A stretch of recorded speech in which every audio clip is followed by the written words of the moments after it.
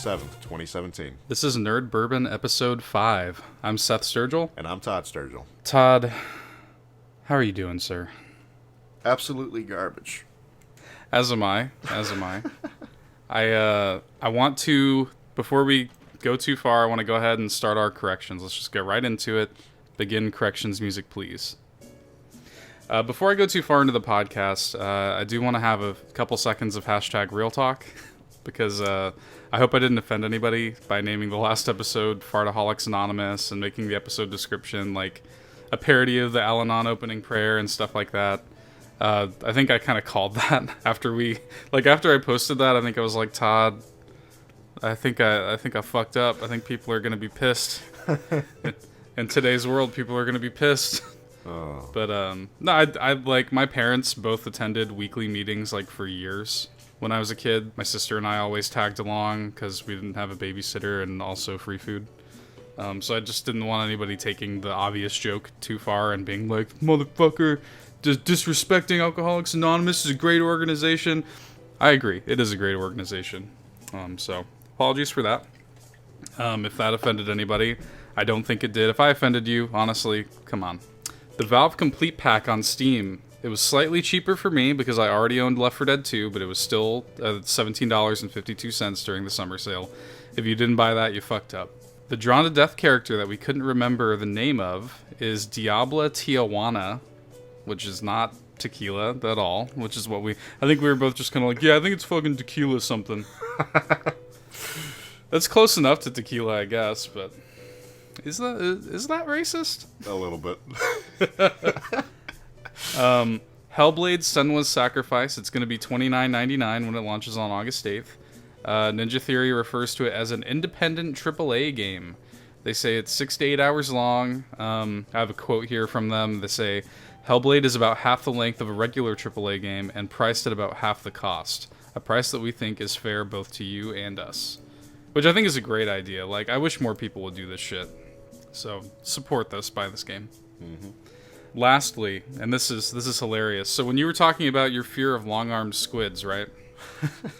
You described a flock of them, or seeing, what was it, a video that you saw? Oh, I saw it was like a picture of them. It was just like a shit ton of them, just like looking really creepy to me, looking like straight aliens. And I'm like, oh, it's like a flock. Yeah. I know it's not. I know the word is not flock. Yeah. The name for a group of squids is a shoal. A shoal of squids. With that being said, there is a petition that's online to change it to a squad of squids, and I have the page, the change.org page here. And for your edification, for your love of long-armed squids, I thought you would be interested to hear what they have to say here. Let's do it. It says, the scientific community, please change the name of a group of squids to squad. This was started by Alexis Shaw in Bellport, New York. Because a shoal of squids sounds bad, and a squad of squids sounds more appropriate.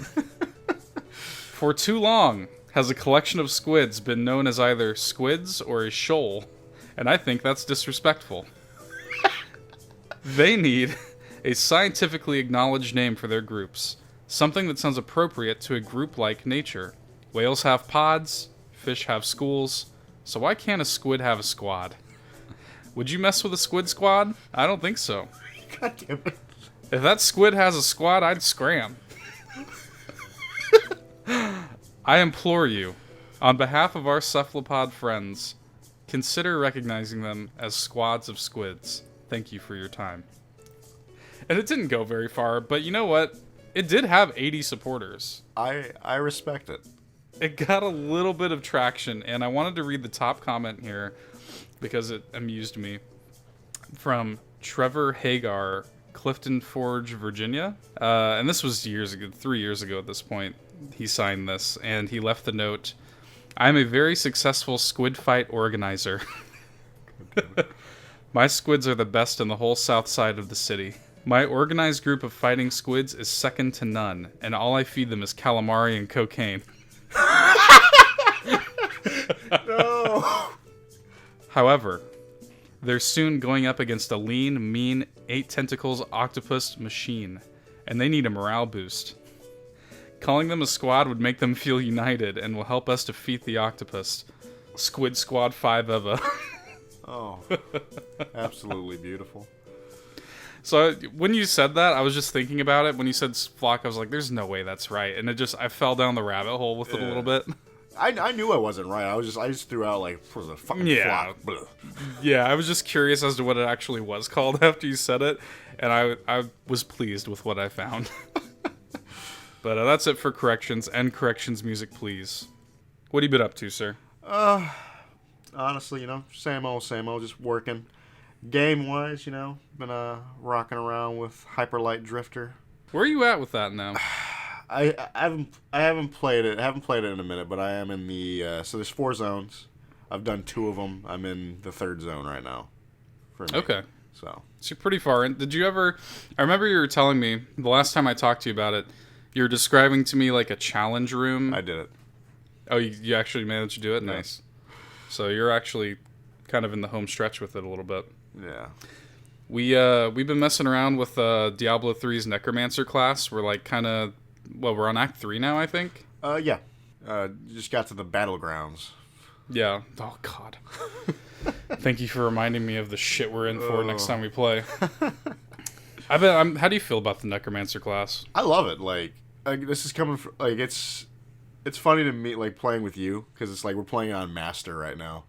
And you're just like, oh, there's not a lot of damage. We don't do that much damage. They got too much health. And I'm just like, shit, this is my life as a Crusader. I'm used to playing a Demon Hunter, and I'm not saying that the Necromancer doesn't do a lot of damage, but like as level like 40, mid-40s Necromancers that we are right now on Master difficulty, which, granted, we don't have to be playing on Master. We are having a pretty easy time of it on hard. And really, I think we've only died like twice even on Master.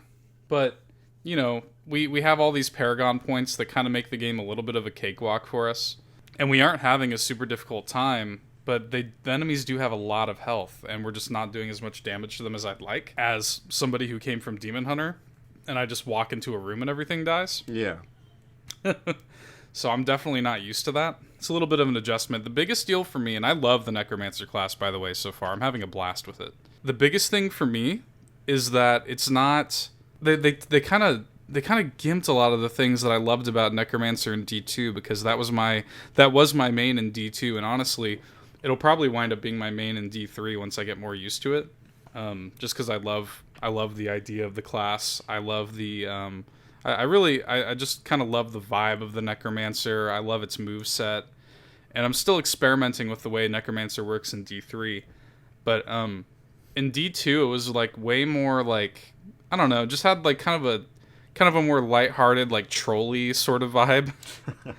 Because you had the bone walls and shit like that, and I kind of felt like coming into this, I was gonna play around a little bit more. I thought I was gonna have a little bit more of like stupid fun. It is stupid. It is still very stupid.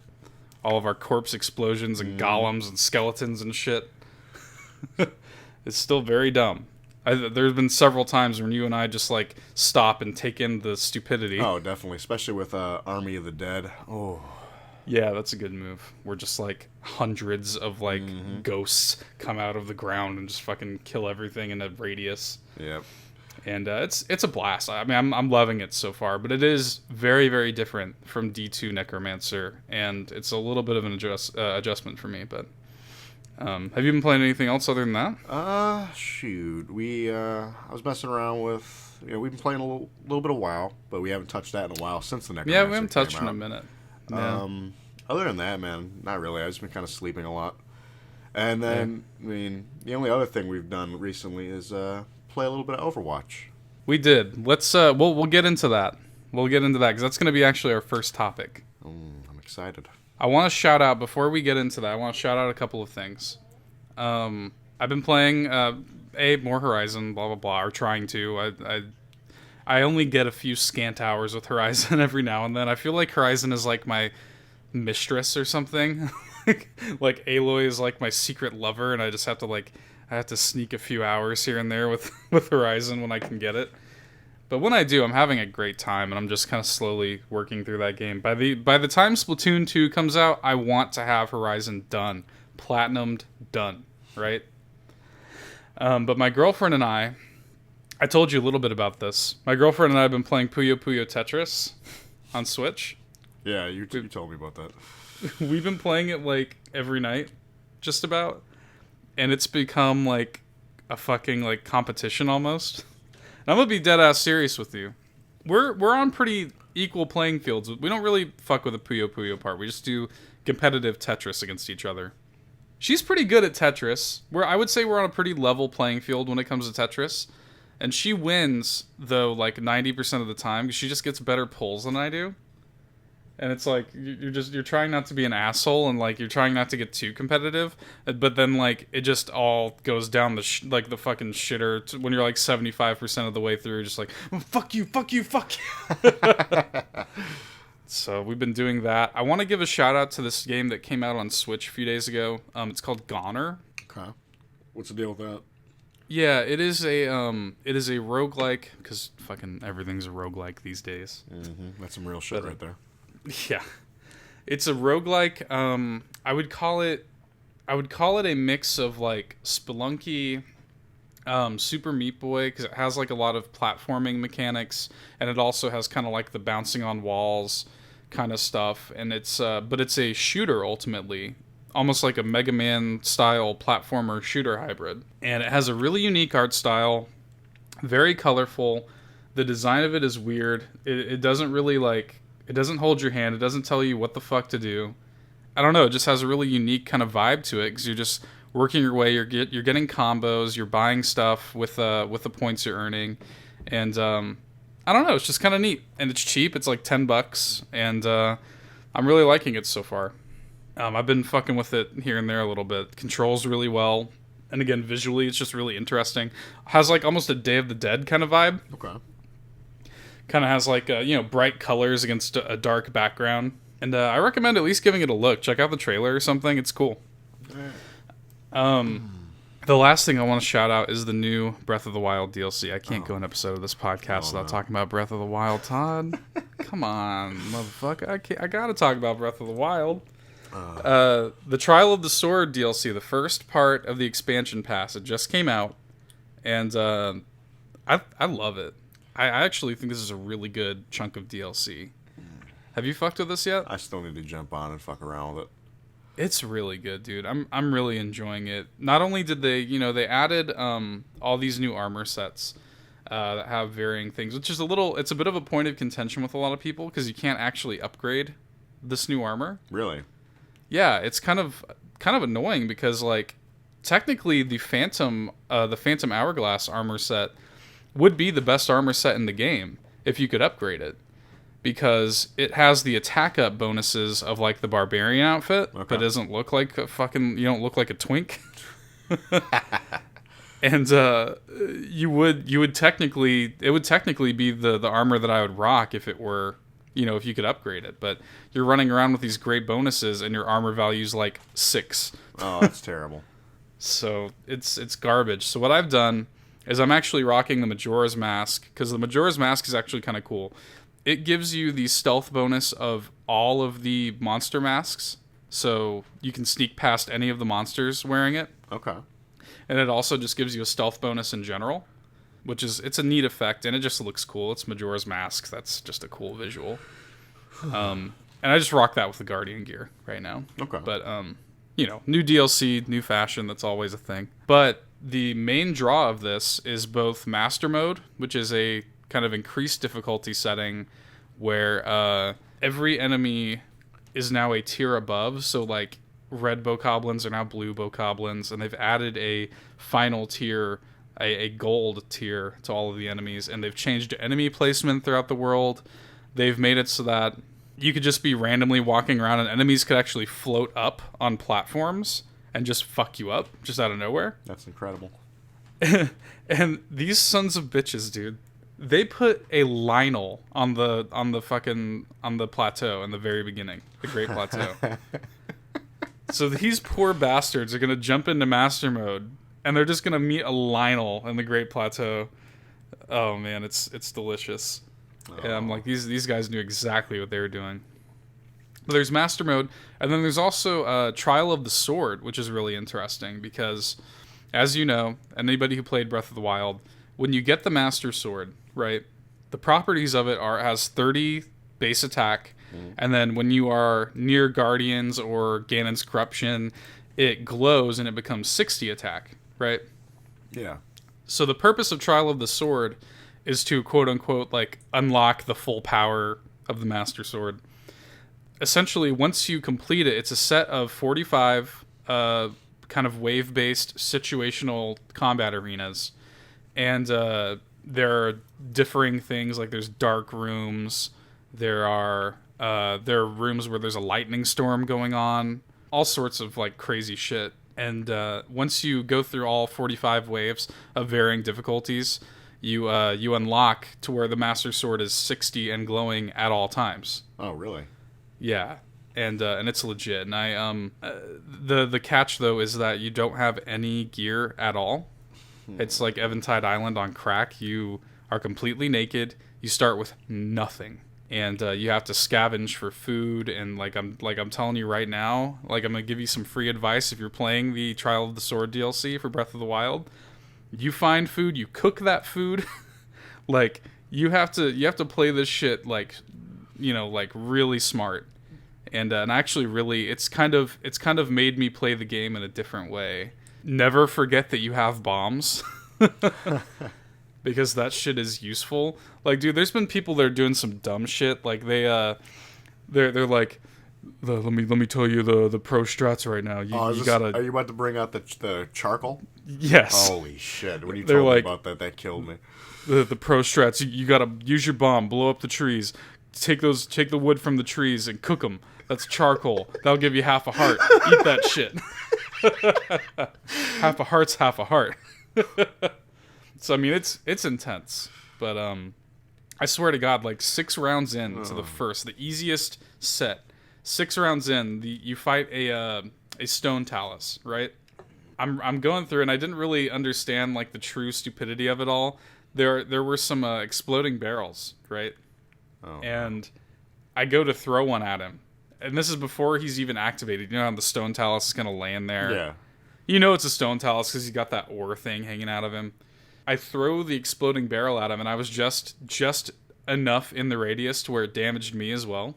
And, like, I just was fucked because I didn't have any...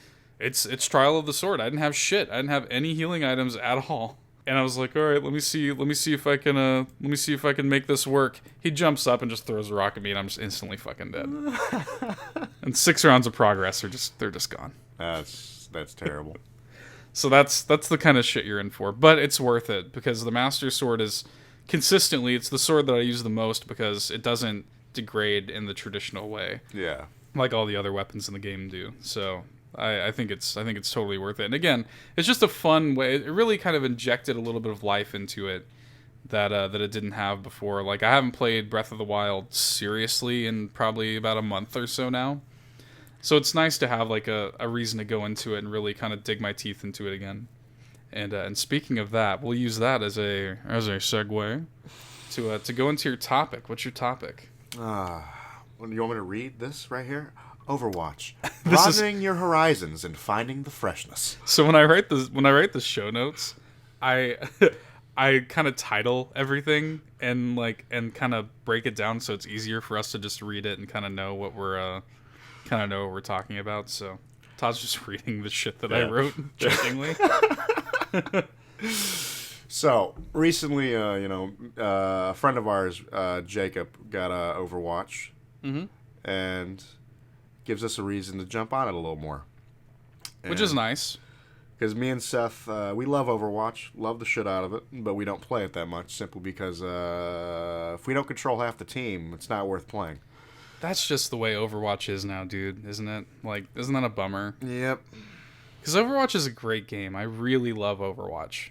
But, like, just the way the meta has evolved over time, the strats that people have implemented over time, I mean, you really do have to control, like, half of the team. Teamwork is so essential now to playing that game. If you don't have people that you know and play well with consistently, there's no point in even playing. I don't play, straight up, I don't play unless it's you, I, and at least one other person. Yeah, same. Like, it's like, what's the point of me and you just playing? Because it's gonna be, hey, you got support and you got a tank. Boom. That's another thing too. Is you and I, you always get stuck tanking, and I always get stuck healing. And you and I both enjoy tanking and healing, but like, I wanna branch out a little bit. And what'd they do to you? How'd they hurt you this time around? There's a recent patch. They nerfed my favorite thick boy. No.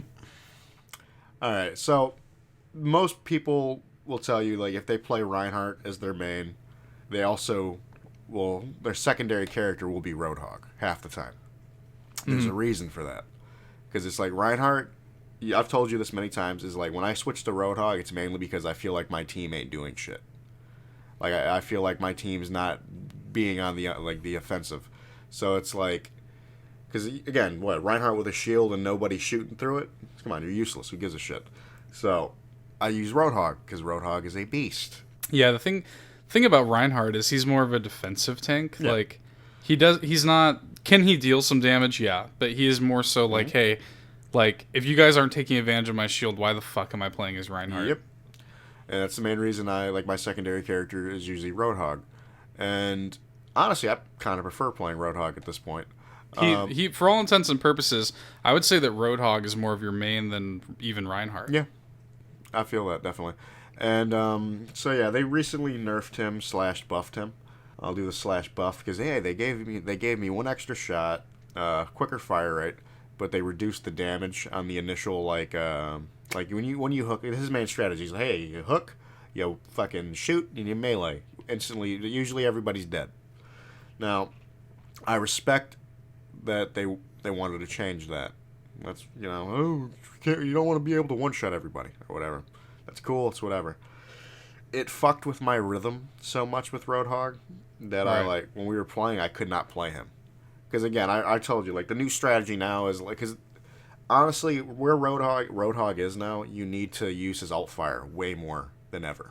His alt fire, like the medium range one, like right. That's his bread and butter now.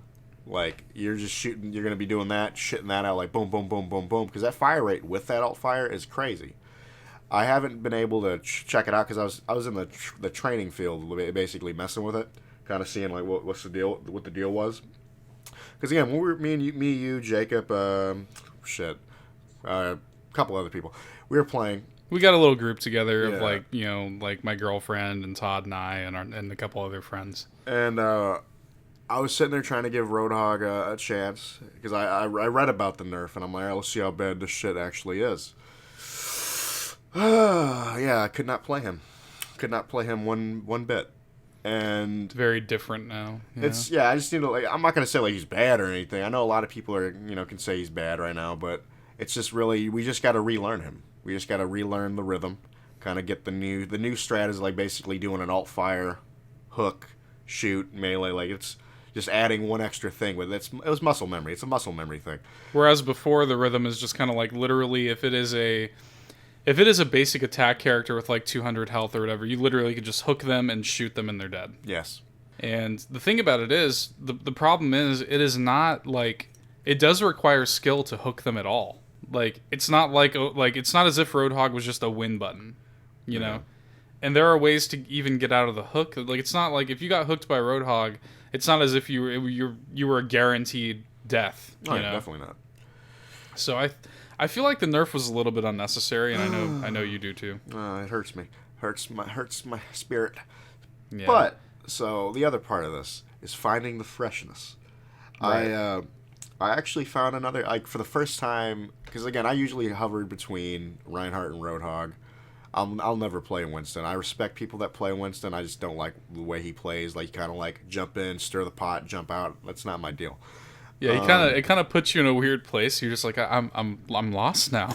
Mm-hmm. I was even saying, like, I'm confused emotionally right now. Right. So I said, you know what? Let me try Zarya for the first time. Yeah. Fell in love with her. I genuinely enjoy playing Zarya. We found a really good combo. You were playing Orisa, and I was playing Zarya. And I wish we screenshot. That would have been a good picture for a thumbnail. Oh. Yeah, we had a good we had a victory screen, you know, where like Todd was sitting there flexing, and I was doing Arissa's like, she's almost doing like the kind of like almost I don't know what you would call it, almost like a football kind of pose. Yeah. And it looked awesome. But I've been rocking Arissa a lot lately whenever we play Overwatch, just because it's nice to have. My girlfriend is a viable support player, and so is our friend Dan that we play with. So it's nice to have people that can kind of take the support load off of me, because 99% of the time I'm like having to play support. I'm either playing Mercy or Lucio or why am I blanking? Zenyatta, yeah. I'm playing as one of those, and it's situational. Like, if I need like strong heals and Todd's playing Reinhardt or somebody, I'll almost always go Mercy. If we're playing an attack game and we need to get to the point quickly, I'll play as Lucio. If I need to play more offensively, I'll play as Zenyatta, because Zenyatta does some great damage. Fantastic damage. I mean, really, for a healer, his heals are okay, but his damage is excellent. But it's nice to be able to take a break and kind of, and I've kind of gotten a chance to expand just like you have, and I'm playing Orisa a lot more as an off tank. And Todd and I are essentially both playing off tanks. And it works really well as a combo. Just a good combo, I'm going around shielding people, dude. I respect how Zarya plays. Like, it's a different experience for me with playing Overwatch, and I've been having a lot of fun with it. I actually really can't wait for the next time we actually play. Yeah. The thing for me, the thing that I love about Orisa, right, is she to me is a tank in every sense of the word. Because she's got the deployable shield, which has like 900 health, whatever, but it's enough to give you an advantage. Everything in Orisa's arsenal is just enough to tip the scales a little bit. Yeah.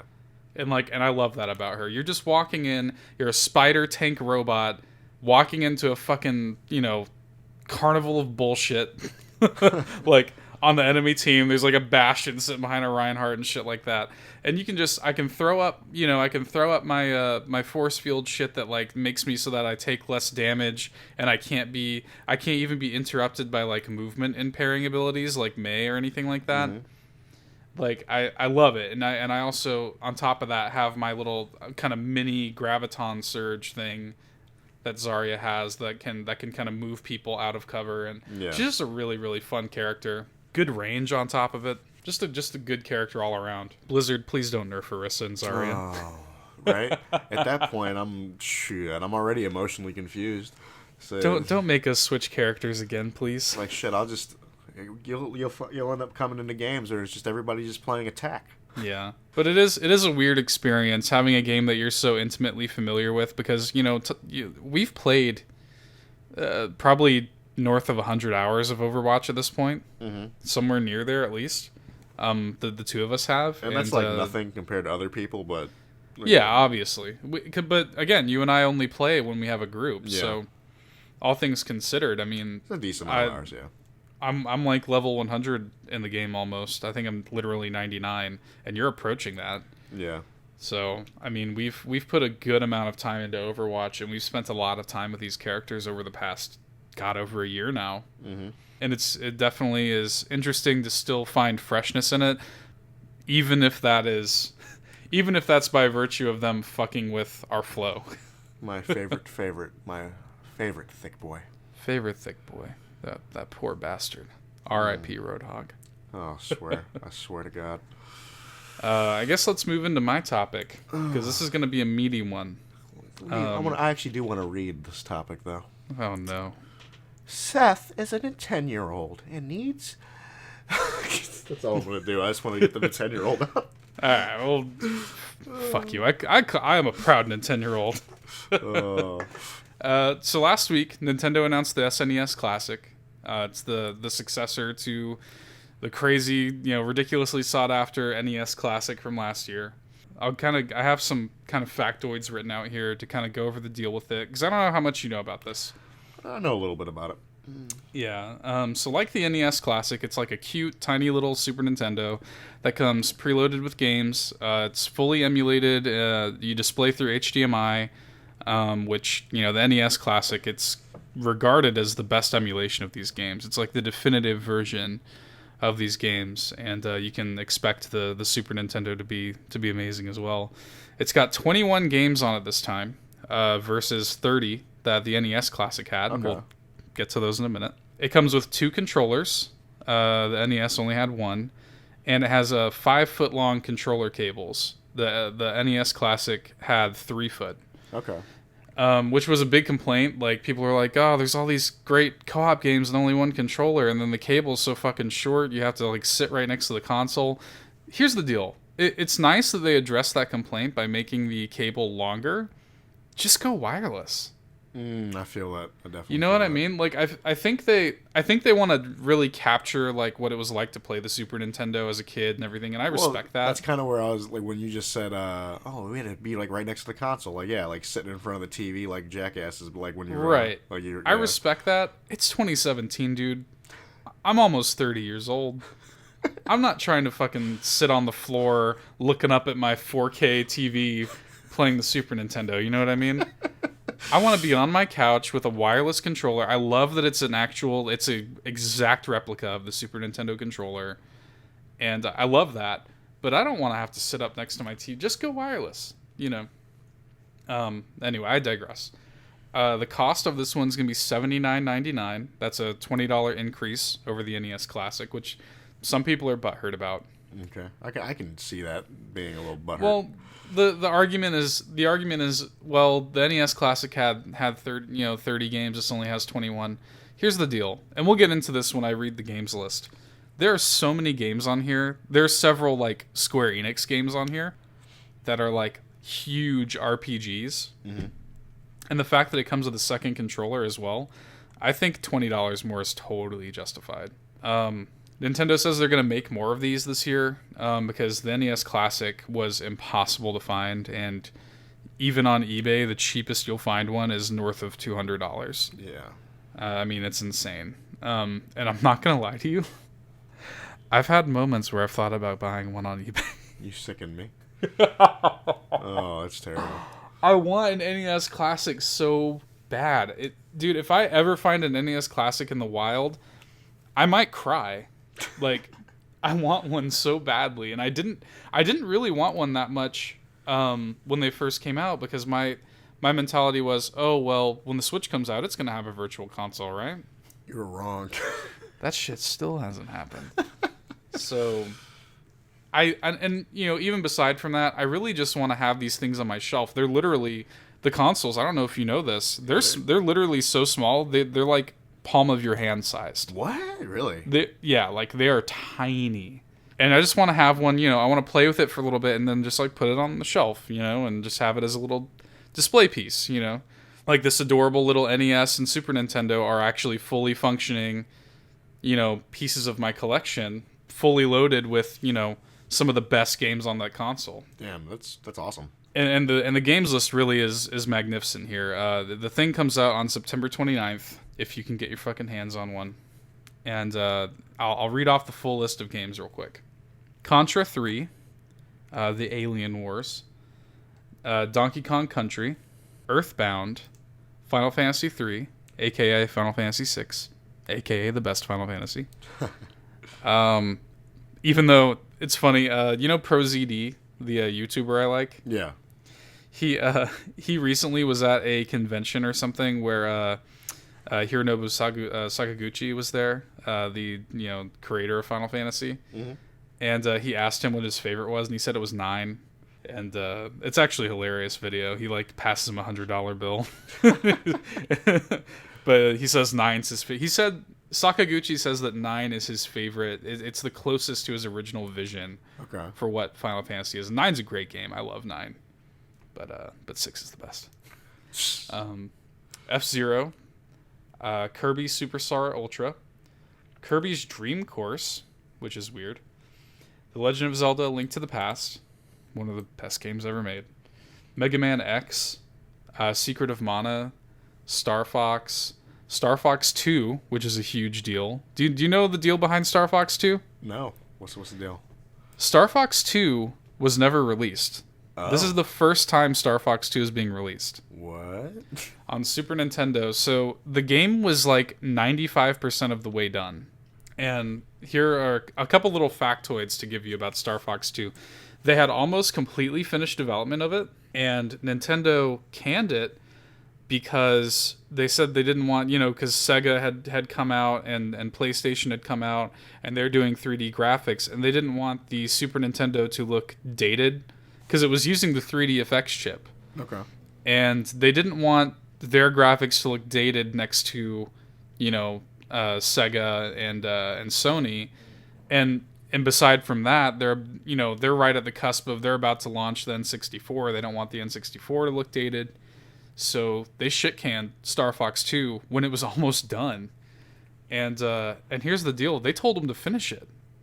Even though they had already canceled it, they told the development team to go ahead and finish it anyway. Even though they weren't going to release it. Because Nintendo had the foresight of like, you know what? We'll probably re-release this one day anyway. Well, and now they are. That's crazy. It's insane because this is a game that, and people have there's been ROM hacks where people have played like the incomplete version of the game. And even the lead designer of it is like, that is not the final version of the game. Like, you guys are not playing my real vision of the game, Mm-hmm. So for all intents and purposes, the SNES Classic is going to be the first and only way the public has had to play the complete version of Star Fox 2 on Super Nintendo. That's crazy. Which is nuts, right? Like, that was the thing that pushed me over the edge where I'm like, okay, I need this.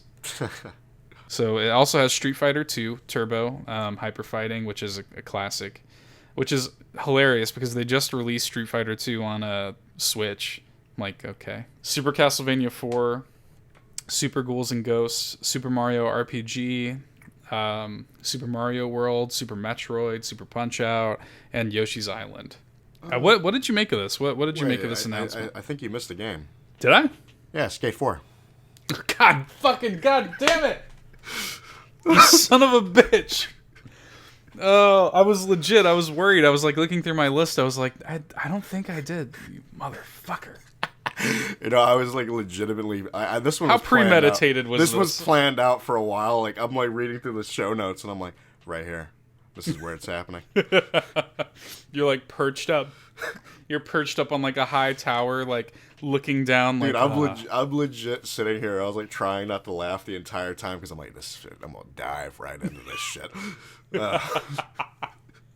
You son of a bitch. Hashtag never forget. Never forget. What do you make of this though? How do you feel about? That's insane. Like the Star Fox 2 thing. I didn't know about that. That's legit though. Yeah, it's been one of those like holy grail things for Nintendo fans. Like, it's crazy that they're actually even doing this. What do you think about the lineup though? How do you feel about the Super Nintendo in general? Again, I was how was I even alive when that came out? That's a fair point. You were probably, I think it came out in 91 or 92, so no, I don't think you were. Yeah. But you probably were around a Super Nintendo at least, either mine or Uncle Aaron's. Yeah, something like that. Did you ever like actually sit and play a Super Nintendo? I think honestly, like the first thing that I ever played was like an N64. Honestly. Yeah, that doesn't surprise me. I don't know. My feeling about the lineup of games, first of all, it's an amazing lineup. I mean, the Super Nintendo has a great catalog of games. I'm looking at this, though, and there are definitely a few cuts I would make. Okay. Contra 3 is amazing. I don't necessarily think it's like the cream of the crop on the Super Nintendo. Kirby's Dream Course, what the fuck is this doing on this thing? I've never played Kirby's Dream Course, and maybe it's great, but, like, why? Why does this have to be on here? Again, it's weird that Street Fighter 2 is on here. A classic Super Nintendo game. It is a gem in the Super Nintendo's crown. I'm kind of glad it's here on one hand. On the other hand, again, you just released this on Switch. Aside from that, though, I think this is an amazing catalog of games. I mean, for you to have games like Secret of Mana, Mario RPG, Final Fantasy VI, I mean, these are, like, huge. Earthbound. I mean, these are, like, 20-plus hour games. So for $80, I mean, you're getting a hell of a lot of bang for your buck. Mm-hmm. And it's the best available emulation of these games. It's HDMI. It's plug in and play. I think this is such a great idea, and I really feel like I fucking need one. A notable omission the real big one, and many people have called this out. I don't understand how they released this thing without Chrono Trigger. Okay, yeah, I can feel that. Chrono Trigger is one of the best games ever made, and it's a Super Nintendo game, and yes, they've ported it to PlayStation and blah, blah, blah. Super Nintendo is where its home is. The fact that they have something like Kirby's Dream Course and you couldn't put Chrono Trigger on there is insane. Especially considering, and it can't be a licensing thing because you've got several Square games on here. I don't know if maybe it would be a problem with, I don't know if you know this about Chrono Trigger. It's got a lot of, it's got Akira Toriyama's art, who does like the Dragon Quest, the Dragon Ball artist, and it has a completely like a kind of cartoon like anime intro cutscene, even back on the Super Nintendo, which is crazy, right? Yeah, but it's fully animated. It's amazing. But maybe I'm thinking that the reason maybe they didn't do that is because they didn't want to remaster that. You would literally have to redraw that entire intro. So I don't think they wanted to do that. So that's the only notable omission I see here. But the real thing that I wanted to talk about, especially you can speak a little more to this because you played N64 quite a bit. Like you said, it was probably your first console.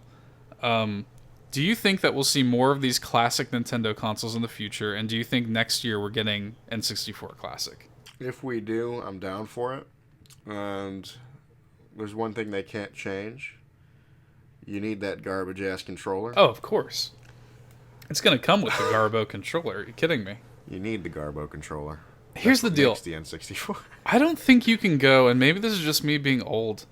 I don't think you can go... N64 still doesn't really feel quote-unquote classic to me. I feel that. Like, and it doesn't feel contemporary, but I wouldn't go as far as to call it a classic system. And I definitely don't think, because after N64 is GameCube, and I definitely don't think they're going to do a GameCube classic. I think N64 is the furthest they can kind of go with this idea and get away with it.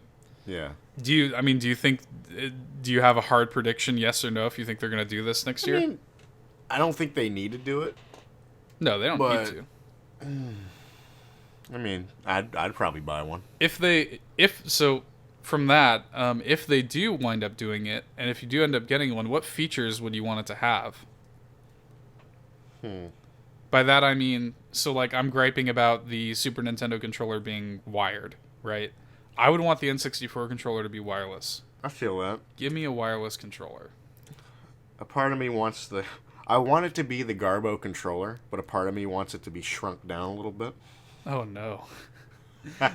That's the thing, too, is these controllers are their original sizes. Yeah. So in some cases, the controller's literally bigger than the console, the mini console.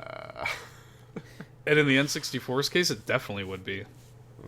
What games would you want to see on the N64 Classic? Let's give Nintendo some ideas. Because they're listening. You gotta do GoldenEye. Here's the thing: Nintendo does not own the rights to GoldenEye. Oh, that's terrible. So this is a big problem, right? GoldenEye is a quintessential Nintendo 64 game. I would argue that GoldenEye might be just as, if not more important to the N64 as like Mario 64. Yeah. And they don't have the rights to that. You know who does? Who? Activision. Oh.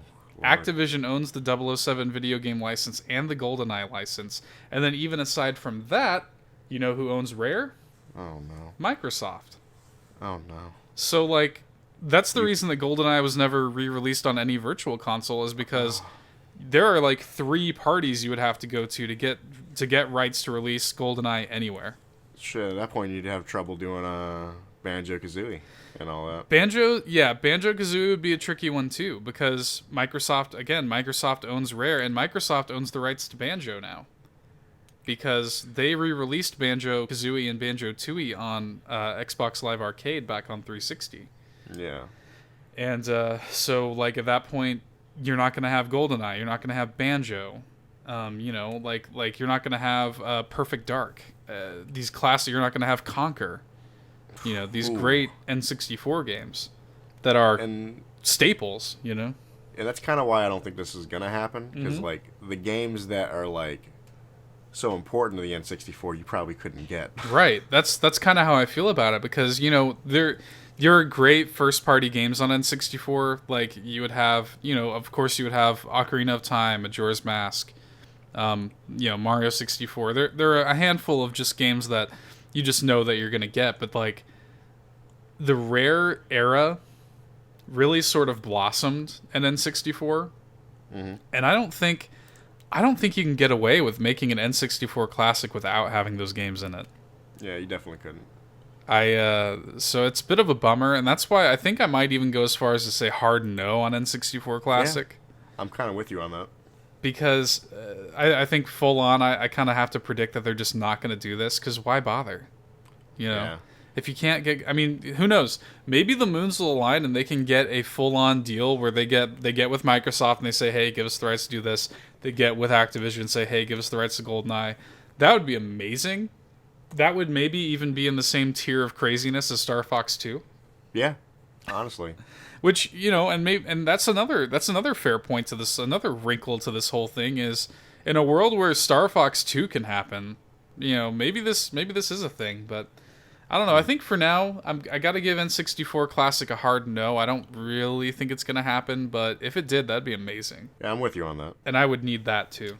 Here's the deal with SNES Classic, though, is like, pre-orders went up for all of 20 seconds in the UK, and they've already sold out. That's terrible. Pre-orders have not happened here yet. And I don't know when they're going to. There was some shit like the FCC has not approved it yet, so that's why pre-orders haven't gone up, blah, blah, blah. Who knows? But I'm telling you right now, the second pre-orders go live, I'm going to be pre-ordering one if I can. I need this thing. And I would be shocked if I keep the resolve to keep the willpower and the resolve inside of me to not go ahead and just buy an NES Classic on eBay. The NINTENYEAROLD in you is screaming. Dude, not owning one of those things, man. Mm-hmm. I don't know why I didn't buy it at launch, because I feel like I'm a persistent motherfucker, okay? Especially when it comes in. You've seen my amiibo collection. Oh, I enjoy your amiibo collection. I don't know if I've said this on the podcast. I own every amiibo released. I own every single one, Japan exclusive, variants, everything. I own them all. And if you know anything about amiibo collecting, you know how sort of impressive that is, both in terms of sheer money spent and in terms of sanity lost. and just the clusterfuck that is amiibo collecting. But I'm persistent when it comes to Nintendo stuff. At the end of the day, you said it at the top, I am a Nintendo-year-old. I love Nintendo, and that's probably the most important video game company to me, hands down, is Nintendo, and I will always love them. And I want to buy this thing. But that's kind of it for us. You got any closing thoughts? You've already said your Skate 4 bullshit. I know. My bullshit. You enjoyed it. Honestly, no. Like at that point, like you kind of closed everything out pretty well. Do you wanna kind of give these folks a little taste of what we have coming up? We have Spider-Man's coming out. Oh yes. We're gonna wind up doing a shots about that, just like we did with Wonder Woman. When do you plan on seeing it opening night or no? Probably not gonna see it opening night. So when is it coming out? It's coming out on the 7th. It's coming out on the 7th. I'm probably quote unquote today. Aha. Behind the scenes, we don't record this. Oh, surprise, surprise! We don't record this on the day. I don't literally record and edit this on Friday. I'll probably end up seeing it like on my next off day, like the week after, like on the 12th or the 13th. Okay. So we'll have a shots out probably within like a week. Within a week of it coming out, I think. Yeah. So we're gonna do that. Todd and I have been we've been kind of like storyboarding ideas for other little mini things that we were thinking about doing. Yeah. One of them is Tater Time. Oh, Tater Time. Because give you a little bit of insight on this. My girlfriend's nickname for Todd is Tater Todd, or just Tater. So we've been debating on having a solo. I want to say this right now. Easily the best nickname I've ever heard. Because when Seth first told me about it, I'm like, damn. That's not bad. Yeah, she's pretty fond of it too. So we're thinking about doing a a solo show with Todd called Tater Time, and that might be maybe like we haven't really decided if maybe we want it to be like a live stream where it's just Todd playing something and talking to you guys. Yeah. Or what we're gonna wind up doing. We've talked about this in the past. We want to eventually get video content up and running. We would love to be able to get like Twitch streams going where maybe we can devote an off night to just playing games together and talking to you guys in chat and stuff like that.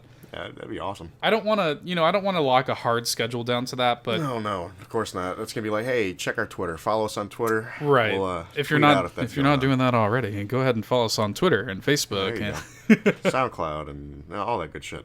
But I wouldn't want to lock us down to a hard weekly schedule, but we would definitely announce our stream times on the podcast prior.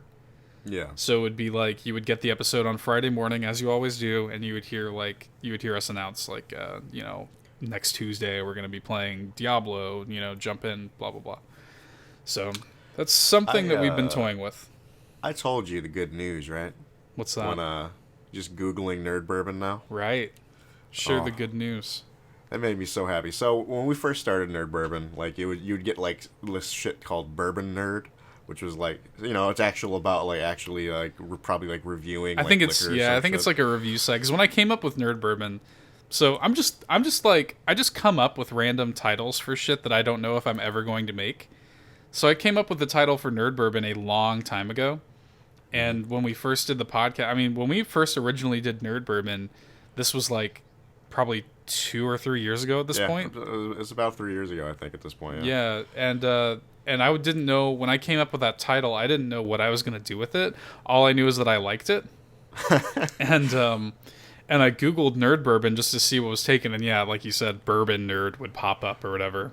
But now, when I search Nerd Bourbon, all of our shit pops up. Twitter, Facebook, YouTube, all that good shit. And it's just... We are the most notable Nerd Bourbon. There you go. Made me a little warm and fuzzy inside. I instantly told Seth, and he's like, I'm pleased with this information. This does please me. It strokes my ego a little bit. I'm happy to know that Nerd Bourbon is a thing. But we want, what I want to do, like a call to action. If you're listening to this and you like our content, subscribe to us on YouTube. The faster we can get to 100 followers on YouTube, the faster I can get that custom URL. It drives me fucking crazy. Right? That's some real shit. Drives me fucking crazy that I can't be like, hey, youtube.com/nerdbourbon. Because now it's like just a bunch of jumbled mess. YTE123. Right.